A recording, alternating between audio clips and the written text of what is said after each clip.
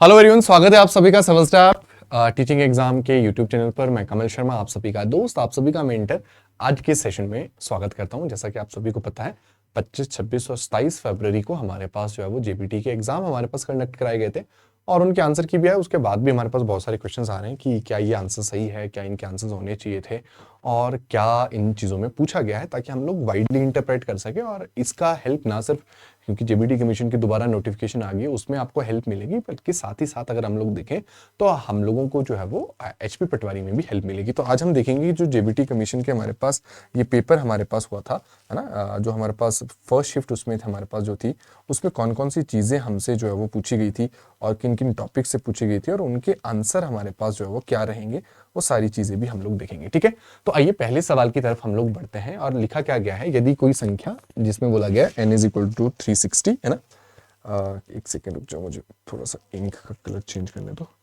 ठीक है, क्या बोला गया है, यदि कोई संख्या जिसमें n कितना दिया है 360 के बराबर दिया गया है, तो n के कितने धनात्मक भाजक होंगे। ठीक है, ऐसे सवालों में क्या करना होता है ना, कि कितने धनात्मक भाजक होंगे, यानी ऐसा बोला कि यदि कोई संख्या जैसे n है, उसकी वैल्यू 360 है, तो उसके कितने इवन जो है वो हमारे पास फैक्टर जो होंगे। तो आपने कुछ नहीं करना है, 360 को सबसे छोटे क्रम में तोड़ दो। जैसे 2 इंटू 180 हो गया, इसको और कैसे तोड़ा जा सकता है, इसको ऐसे तोड़ा जा, 2 इंटू 90 में तोड़ा जा सकता है ना।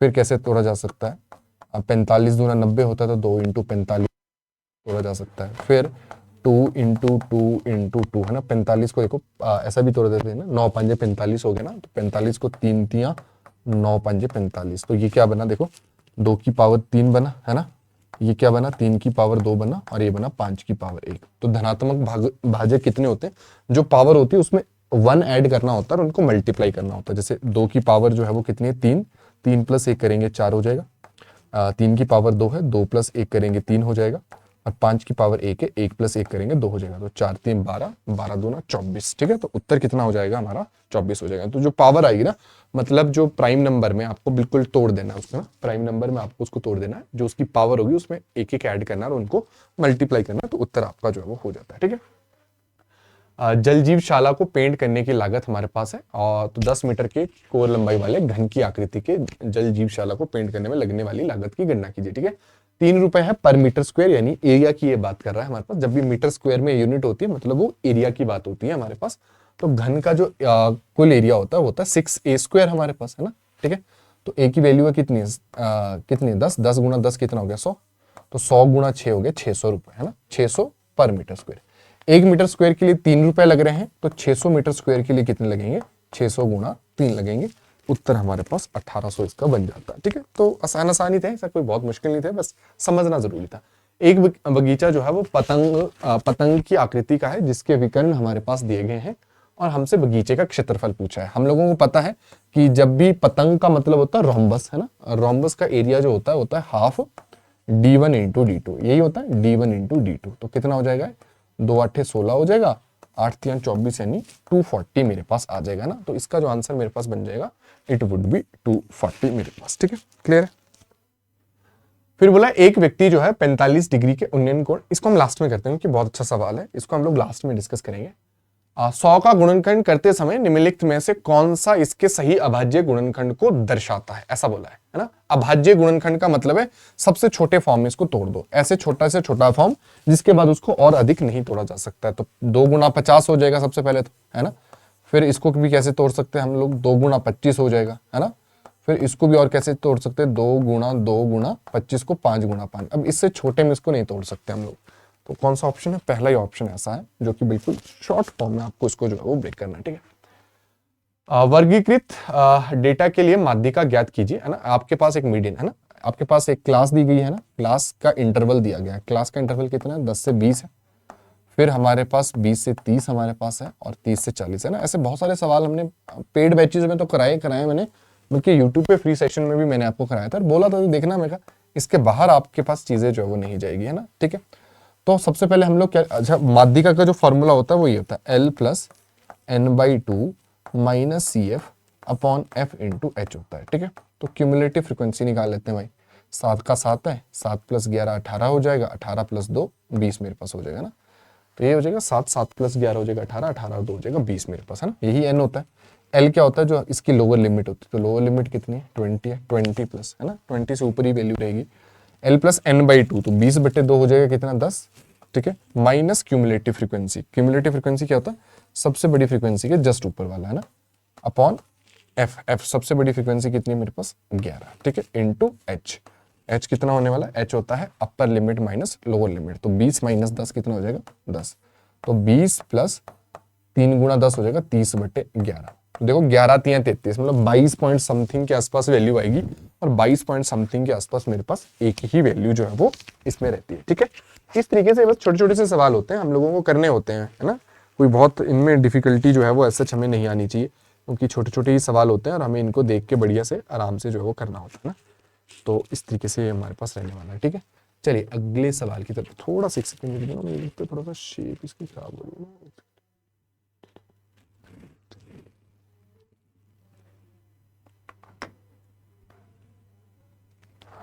थोड़ा सा कैमरा, एक सेकंड रुक जाओ, कैमरा मुझे थोड़ा सा ठीक नहीं लग रहा है।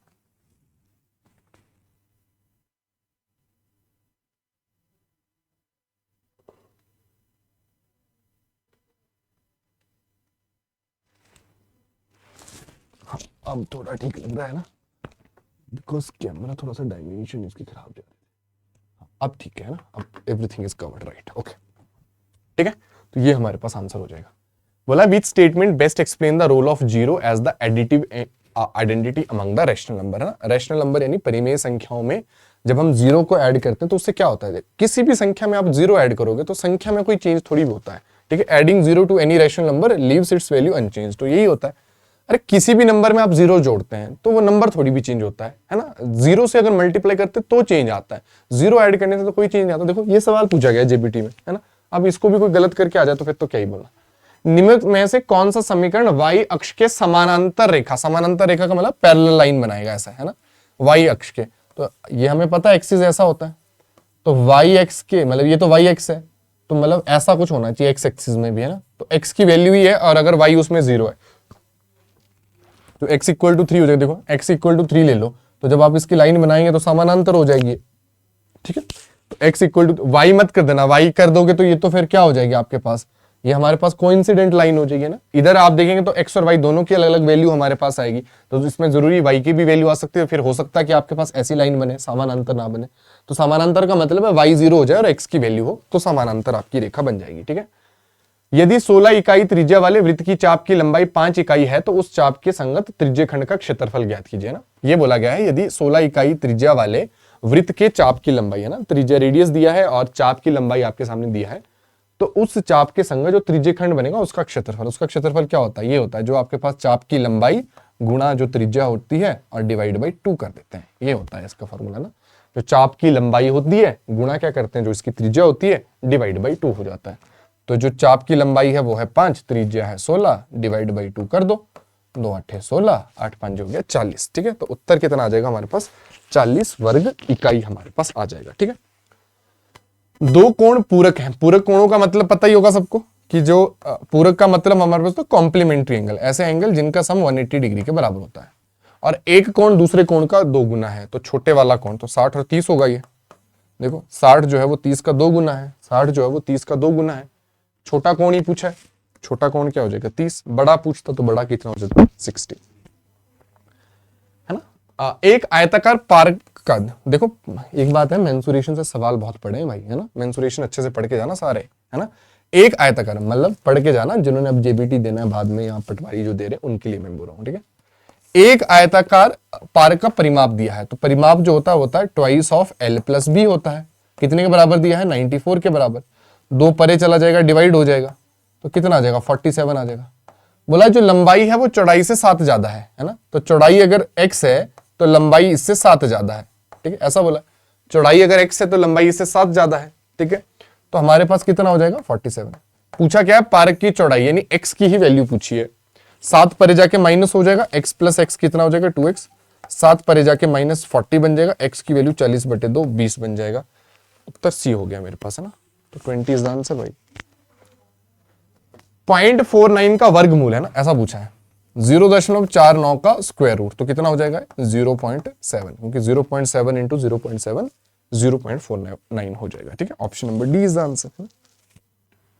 बोला एक डिजाइनर दो प्रतिच्छेदी रेखाओं का उपयोग करके एक ऐसा, है ना, दो प्रतिच्छेदी रेखाएं ऐसा होता है ना, दो प्रतिच्छेदी जिनके जो ये कोण होते हैं जिनको बोलते हैं उभयनिष्ठ कोण या ऊर्ध्वाधर सम्मुख कोण जो है वो इनको बोलते हैं, ये बराबर होते हैं ना। बोला एक डिजाइनर दो प्रतिच्छेदी रेखाओं का उपयोग करके एक ऐसा पैटर्न जो है वो बनाना चाहता है जिससे बनने वाले सभी कोण भिन्न हो। क्या ये संभव है? नहीं संभव है। अगर आप प्रतिच्छेदी रेखाएं है ना, हमारे पास इस तरीके की प्रतिच्छेदी रेखाएं, इनके आमने सामने ये जो हमारे पास ऊर्ध्वाधर सम्मुख कोण होते हैं तो हमेशा ही बराबर होते हैं। तो आप क्या चाह रहे हैं? आप चाह रहे हैं सभी कोण भिन्न हो, तो पॉसिबल ही नहीं हमारे पास सभी कोण भिन्न हो।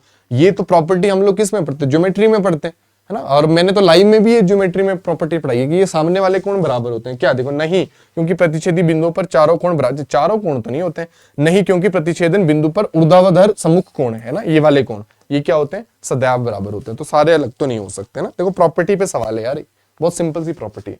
समानांतर चतुर्भुज की भुजाओं के संबंध में निम्नलिखित में से कौन सा? अरे ये भी देखो प्रॉपर्टी पे मैंने बहुत अच्छे से आपको बताया ये कि भाई ये जो समानांतर चतुर्भुज होती है ऐसे थोड़ी सी पैरेलल हो जाता है ना, ऐसे थोड़ी सी टिल्ट हो जाती है जब आया तो उसको बोलते हैं। सभी चारों भुजाओं की लंबाई बराबर होती है। यार फिर तो ये वर्ग हो जाएगा या रोम्बस हो जाएगा। किसी भी भुजा की लंबाई बराबर नहीं होती, तब तो ये रहेगा ही नहीं आपके पास समानांतर चतुर्भुज। विपरीत भुजाओं की लंबाई बराबर होती है, हाँ जी होती है। केवल आसन भुजाओं की लंबाई बराबर होती है, ऐसी तो नहीं है भाई। तो विपरीत भुजाएं जो होती है ये लंबाई इनकी बराबर होती है। बहुत सिंपल सा सवाल था, ये तो बनना चाहिए था ना। पूरक कोण ए और बी के लिए निम्नलिखित में से कौन सा कथन सही है? पूरक कोण क्या होंगे? पूरक कोण ए और बी, है ना, क्या होना चाहिए? 90 के बराबर होना चाहिए। साइन ए और कॉट बी का कोई, अच्छा ये वाला आंसर देखो, sine A is equal to cos B, है ना, sine theta plus cos theta. अब देखो sine theta plus cos theta, अगर साइन ए मेरे पास कॉस बी के बराबर है ना, साइन ए जो है वो कॉस बी के बराबर मेरे पास हो जाता है, तब मेरे पास ये 90 बनेगा। तो हम इसमें, ये तो एक्चुअली जो है ना प्रॉपर्टी है कि अगर ए और बी पूरक कोण है, मतलब ए प्लस बी 90 डिग्री है, तो इसका मतलब क्या होगा? इसका मतलब ये होगा हमारे पास कि साइन ए प्लस या sorry sine A is equal to sine A is equal to cos B मेरे पास बन जाएगा। क्योंकि देखो ना साइन 90 जो होता है ना, ये देखो साइन 90 वो किसके बराबर होता है? कॉस 0 के। और जो कॉस 0 होता है वो किसके बराबर होता है? साइन 90 के। ये होता है हमारे पास, ठीक है, बराबर होता है नहीं। तो a प्लस बी देखो 90 प्लस 0 90, 0 प्लस 90 90 हो गया आपके पास ऑटोमेटिकली आंसर ना। तो इस तरीके से ना, कोई ऐसा नहीं तुक्का मारना है, आपको प्रॉपर्टी पता होनी चाहिए। प्रॉपर्टी पता है आपको तो आंसर तो होना ही होना है, इसका क्या बुरा है इसमें ना। देखो ए साइन 90 कॉस 0 के बराबर होता है, साइन 0 को साइन कॉस 0 साइन 90 के बराबर होता है। या आप ऐसा भी लिख सकते हैं कि जो साइन 0 होता है वो किसके बराबर होता है? कॉस 90 के, है ना। तो देखो 90 ले लो चाहे 0 ले लो, आंसर तो आपका 90 बनना है। माना कि एक समानांतर श्रेणी एपी के प्रथम 9 पदों का योगफल है ना, मतलब पहली 9 का सम दिया है। तो सम क्या होता है? सम होता है n/2 into 2a plus n-1 into D. ठीक है, सम कितना दिया है? 450 दिया है। पहली 9 पद है तो 9/2 हो जाएगा। 2a पहला पद भी दिया है, पहला पद कहां दिया है? 14 दिया है ना, प्रथम पद यानी फर्स्ट पद। 14 गुणा 2 कितना हो गया? 28।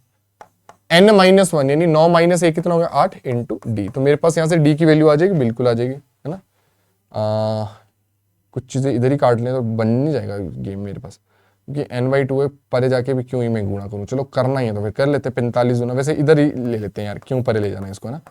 देखो 28 और ये में अगर मैं देखूँ ना तो 4 कॉमन ले सकता हूँ मैं ना। 4 इंटू 9/2 हो गया ना, अंदर क्या बचेगा? 4 7 28, 4 दूनी 8, है ना। काट लो इसको, 2 दूनी 4 हो गया, है ना। तो कितना हो गया देखो, 450 इज इक्वल टू 9 दूनी 18, 18 7 कितना हो गया? 126, 18 दूना कितना होगा? 36 डी मेरे पास। 126 इधर आके माइनस का हो जाएगा, 10 में से 6 गया कितना हो जाएगा? 4 हो जाएगा। 44 में से 12 गया तो कितना हो जाएगा? 32 हो जाएगा। 36 क्योंकि परे मल्टीप्लाई है तो इधर आके वो डिवाइड हो जाएगा मेरे पास, है ना। क्लियर है। और ये कितना हो जाएगा? डी की वैल्यू हो जाएगी मेरे पास कितना? 8 के बराबर। ये कितने के बराबर बन रही है ना? 36 ही था ना, कोई गलती तो नहीं कर दी मुझे ऐसा लग रहा है। S N is equal to n/2 into 2a plus n-1 into D. तो सम जो है वो 450 के बराबर है प्रथम 9 पदों का। तो 9/2 मेरे पास जो है वो हो गया है, ठीक है। 2 इंटू ए, प्रथम पद 14, 14 गुणा 2 28 हो गया, प्लस n-1 यानी 9 माइनस 1 हो गया 8 इंटू डी हो गया मेरे पास, ठीक है। 45 दूना हो गया 90, है ना। अच्छा ऐसा ही कर लेते हैं, सही बात है यार। रुक जाओ, इसको रुक जाओ, मैं इसको थोड़ा सा मिटा ही लेता हूँ यार, ऐसा अच्छा नहीं लगेगा, है ना। एक सेकेंड, इससे आगे थोड़ा सा हमने कॉम्प्लिकेट कर दिया इस मैटर को। इस मैटर को और आसानी से इसको सुलझाया जा सकता है, आसानी से आंसर निकालने के लिए, है ना। चलो 45 दूना 90 यानी 900 हो गया। 9 इधर गुणा में, इधर आके भाग में हो जाएगा। बराबर है किसके बराबर? 28 प्लस 8d के बराबर। ठीक है, 100 हो गया मेरे पास, है ना। 28 देखो ये हो जाएगा कितने के बराबर? 100 is equal to 28 plus 8d। 28 इधर आके माइनस हो जाएगा तो 100 माइनस 28 हो जाएगा 72 इज इक्वल टू 8d। और d की वैल्यू आ जाएगी 72/8 यानी 9 के बराबर। अब ये बोल रहा है d को बोलते सारवंतर, सारवंतर को आधा कर दिया जाए, यानी d कितना कर दिया जाए? 4.5 कर दिया जाए। तो पहले n पदों का योगफल बताओ ना। अब सम पूछा है तो प्रथम n पद यानी 9/2, 2a तो 14 गुणा 2 कितना हो गया? 28, n माइनस 1 यानी 8 इंटू डी कितना हो गया? 4.5 हो गया मेरे पास। ठीक है, तो ये हो गया 9/2, 28 प्लस 8 5 40 की 0 4, 8 चौका 32 और 4 36, है ना। तो कितना हो जाएगा? 9/2 इंटू 8 और 6 14 का 4 1, 3 और 3 हो गया 6, है ना। 32 हो गया ये। तो 9 दूनी 18 का 8 1, 9 3 27 और 1 28, 288 हो गया ना। ऐसा तो थोड़ा सा लेंदी सा था क्योंकि आपको पहले एक चीज निकालनी है, वहां से कॉमन डिफरेंस निकालना है, फिर उसको हाफ करना है, फिर उत्तर आपको जो है वो निकालना है ना। थोड़ा सा मतलब लेंदी बनाने का प्रयास किया गया, बाकी तो कुछ नहीं इसमें। निम्नलिखित में से कौन सा कथन सत्य है? एक पूर्ण वर्ग दशमलव संख्या का वर्गमूल एक परिमेय होता है, दशमलव संख्याओं का वर्गमूल नहीं होता। ऐसा थोड़ी भी है, अभी तो किया हमने 0.49, उसका तो वर्गमूल निकाला हमने 0.7, तो ये तो गलत है। प्रत्येक दशमलव का वर्गमूल एक पूर्ण संख्या होती है। अब देखो ना 0.49 का जो आंसर निकाला, क्या वो पूर्ण संख्या थी? वो भी तो डेसिमल में ही थी। दशमलव संख्या का वर्गमूल सदैव अपरिमेय होता है, ऐसा कहां होता है? अभी तो हमने निकाला 0.7/10, वो तो परिमेय है। तो कौन सा आंसर सही हो जाएगा? पहला हो जाएगा। ये तो बिल्कुल प्रैक्टिकल चीजों पे, और इससे रिलेटेड तो क्वेश्चन भी अभी हमने किया है, तो ये तो अगर कोई गलत करके आया तो फिर तो कुछ नहीं कर सकते। जब दो सरल रेखाएं एक दूसरे को प्रतिच्छेद करती हैं, देखो इस पे भी ये दोबारा मतलब एक ही चीज पे दो, अभी तो था प्रतिच्छेद वाली की, हमने क्या बोला है? उनके आमने सामने के कोण क्या होते हैं? बराबर होते हैं, यानी जो शीर्षाभिमुख कोण होते हैं वो क्या होते हैं? बराबर होते हैं। यही तो अभी हमने किया कि जब भी दो लाइनें एक कॉमन पॉइंट पे प्रतिच्छेद करती है तो उनके जो शीर्षाभिमुख कोण होते हैं वो बराबर होते हैं। एक स्कूल कैफेटेरिया में विद्यार्थियों के खाने की आदतों का सर्वेक्षण करना है कि भाई कैफेटेरिया में कि बच्चे क्या क्या खा रहे हैं, उसका हमने सर्वेक्षण करना है। निष्पक्ष और निष्पक्ष डाटा रहे उसको एकत्र करने के लिए कौन सा तरीका सबसे अच्छा रहेगा, ऐसा बोला गया।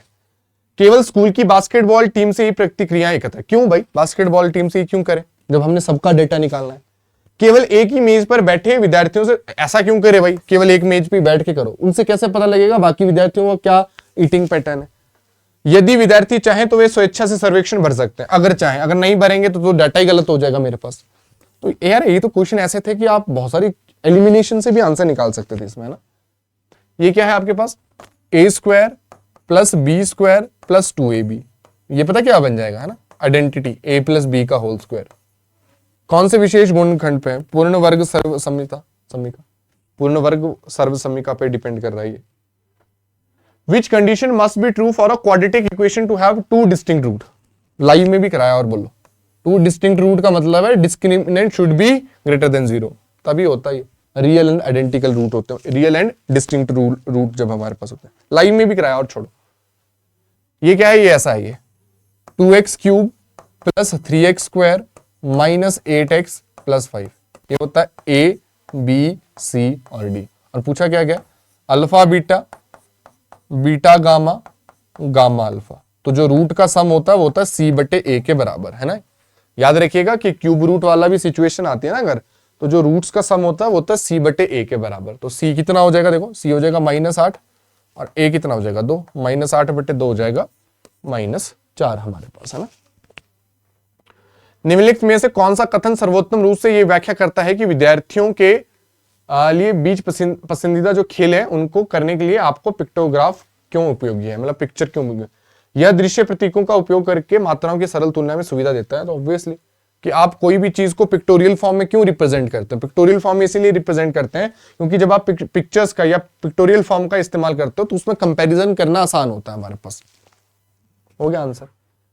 विभाजन सूत्र सेक्शन फॉर्मूला, x क्या होता है? देखो m2x1 plus m1x2 upon m1 plus m2 होता है, ठीक है। रेशो कितना दिया m1 और m2 का? 1 और 2, तो 2 रे कितना हो गया? नीचे तो 3 आ गया। m2 ये होता है m1, ये होता है m2, है ना। ये होता है x1, ये होता है y1 और ये होता है x2, ये होता है y2, ठीक है। तो m2 यानी 2 इंटू x1, 2 इंटू 0, x1 कितना है 0, 2 इंटू 0 तो 0 हो जाएगा। m1 into x to, m1 है 1, x2 कितना है 6, तो 6 इंटू 1 6, 6/3 कितना हो जाएगा 2, तो x की वैल्यू तो 2 आएगी और x की वैल्यू 2 एक ही ऑप्शन में हमारे पास थी भी, उत्तर हो जाता है यहीं से।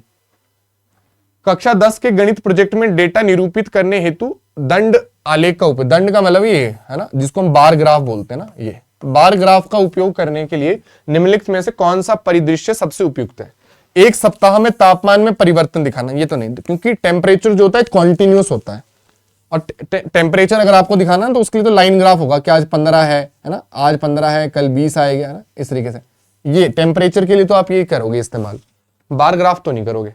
एक टोकरी में विभिन्न फलों का प्रतिशत, अरे प्रतिशत के लिए हमेशा ही पाई चार्ट बनाया जाता है, प्रतिशत के लिए हमेशा क्या किया जाता है, पाई चार्ट बनाया जाता है।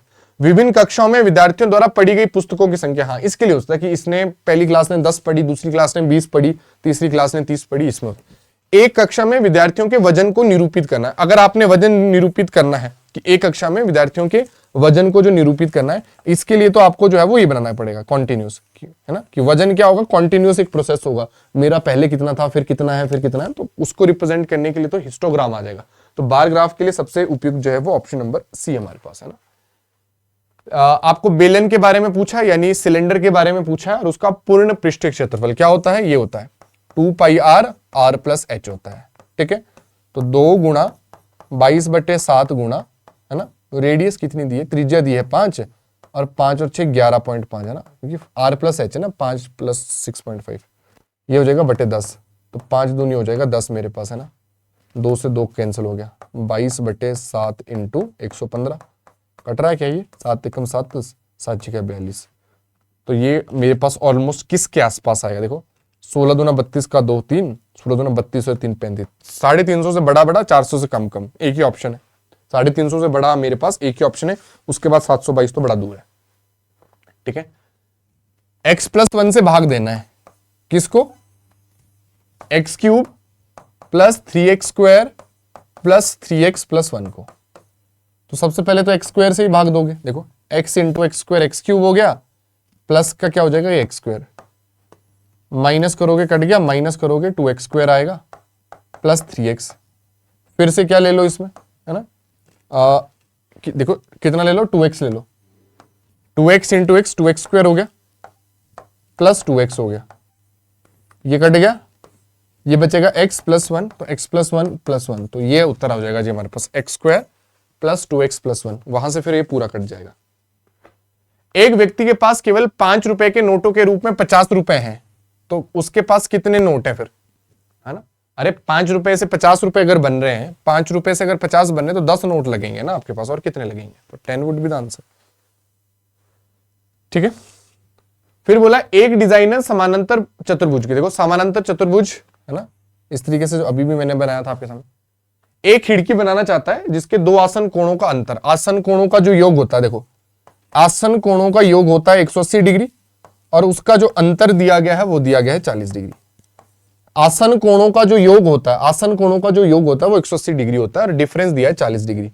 ऐड कर लो इसको, तो 2x की वैल्यू कितनी हो जाएगी 220 के बराबर, x कितना आ जाएगा 110 के बराबर, x की वैल्यू को 110 रखोगे तो 110 में क्या जोड़ोगे कि 180 बन जाए, y को रख लो 70, तो 70 110 ये वाला ऑप्शन हो गया, ऑप्शन नंबर बी हमारे पास, है ना। तो इस तरीके से आंसर है सर। यदि आप किसी परिमेय संख्या जैसे कि 5/7 है उसमें शून्य जोड़ते हैं तो भाई 5/7 ही रहेगा, वो शून्य में कोई, देखो 2 सवाल, वह संख्या शून्य हो जाएगी, चलो वह संख्या 5/7 ही रहेगी। तो ये तो ऐसे सवाल थे जो कि बिल्कुल ही बेसिक सवाल आपसे जो है वो पूछे गए थे, और मतलब ये भी है एक तरीके से कि आपको पता होना चाहिए था कि भाई इसमें कैसे जो है वो हमारे पास चीजें रहती है ना। अब एक सवाल जो हमने पीछे छोड़ा था, मैं थोड़ा सा अगर उसके बारे में, तो समय हो गया हमारे पास ना, एक सेकेंड, तो मैंने सारी आपकी चीजें बता तो दी है, ठीक है। आई होप वो फिर आप कर लेंगे या नहीं करेंगे, होगा तो ठीक है, नहीं होगा तो मुझे बताना, नेक्स्ट सेशन में आपके लिए कमेंट बॉक्स में मुझे बताना, मैं आपको साथ जो है वो नेक्स्ट बॉक्स में उसको नेक्स्ट उसमें क्वेश्चन में जरूर कर लूंगा, अभी मैंने उसको कर दिया, ठीक है भाई। तो वो हाँ ये वाला ही कौन है वो ना, फ्रॉम करंट स्लाइड है ना, ये वाला क्वेश्चन आप थोड़ा सा होमवर्क ले लेना, ठीक है। अगर नहीं होता है तो जस्ट लेट मी नो, मैं आपको नेक्स्ट सेशन में सबसे पहले यही करा दूंगा, ठीक है। कहाँ गई उस वाला, पीछे जाओ पीछे, ठीक ये वाला है ना, तो ये वाला एक होमवर्क के लिए दे रहा हूँ, नहीं होता तो नेक्स्ट सेशन में इमीडिएटली मेरे को बता देना, आई विल डू इट, ठीक है। तो फर्स्ट शिफ्ट होगी, नेक्स्ट में हम लोग सेकंड शिफ्ट करेंगे, थैंक यू।